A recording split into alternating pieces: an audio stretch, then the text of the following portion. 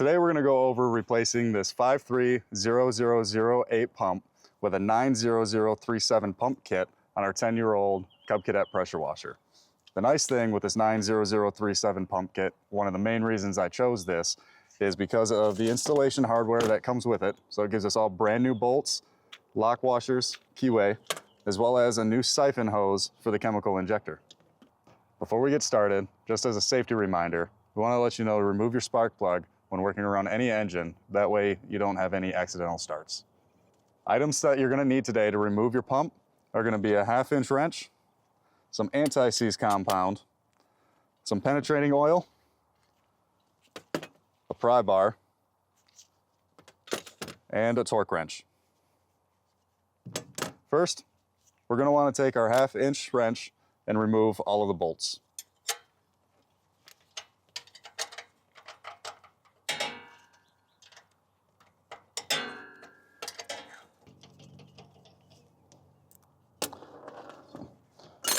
Once we have the bolts removed, we want to take our penetrating oil and spray it around the drive shaft in various spots.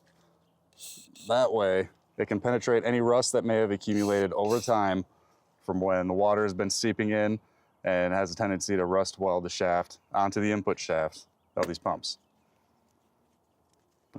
Thankfully, in our case, the pump slides right off, but oftentimes with that penetrating oil, you're going to have to let it sit, and then you're going to have to use a pry bar to start applying some light pressure on the edges until you can finally make it break loose.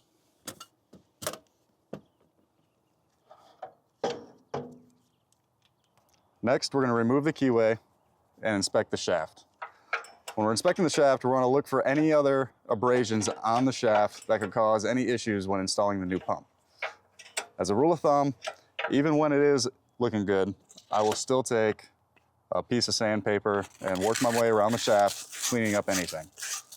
Those issues where the shaft got rust welded onto the pump, you would definitely want to do a little cleanup on it. Once I have the shaft clean and free of any other abrasions, I'm also going to take my sandpaper and go into the keyway slot.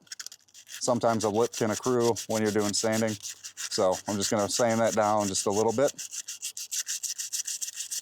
Ensure a smooth transition and insertion of our keyway.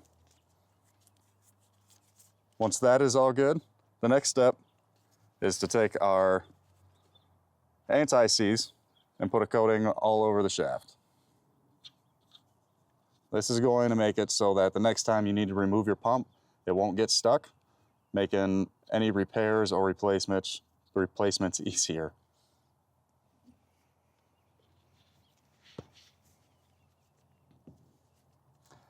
Now that we have anti-seize compound on the drive shaft, we're going to install our new keyway. When installing, I always keep the keyway in the upward position. That way it stays in place when we're putting the new pump on, and it's the easier slide to put the pump into place onto the shaft. Same goes with our new pump here. As you can see, we have the slot in the upward position, allowing for an easier slide. So from here, we're going to insert it over the shaft. I will put my thumb or my fingers over top the backside of the keyway to keep it in place. These do have a tendency to slide out, and if that happens, your pump's not going to work. So make sure that it's mated properly before sliding it all the way through. Now that we have our new pump in place, we're going to install our new hardware. And before we install, we're going to put a little dab of Loctite on the threads to ensure that these bolts stay in place and have a harder time vibrating loose.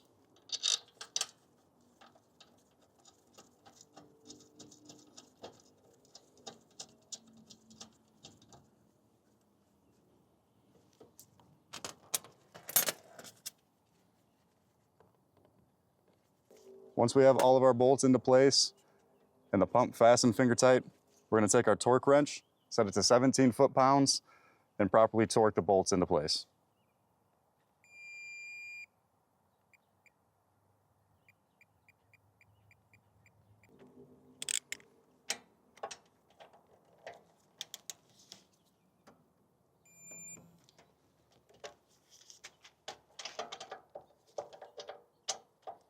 Now that we have our pump securely in place All that we have left to do is reinstall our spark plug, hook up the boot, remove the plug from our breather cap. This part is extremely important because the longer you run this machine with this port closed, the more potential you have for a premature failure. What this allows the crankcase to do is breathe with the expansion and contraction of the oil as it heats and cools. Once you have that removed, hook up your garden hose, install your high pressure hose and wand, and get to work.